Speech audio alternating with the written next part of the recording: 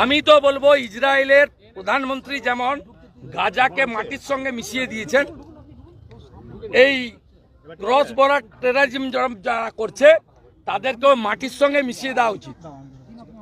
এবং আমরা যারা ভারতীয় এবং সনাতন, আমরা 260টা দেহ চাই জিহাদে। 26টা মেরেছে হিন্দু বলে, আমরা 260টা দেহ চাইছি। ভারত মাতা কি 260টা দেহ চাইছি, 24 ঘন্টার মধ্যে দিতে হবে।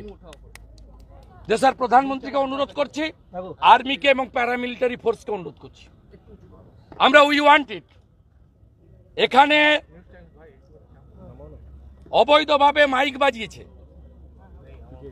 আমি কৃতজ্ঞ বিটন অধিকারীর স্ত্রীর কাছে।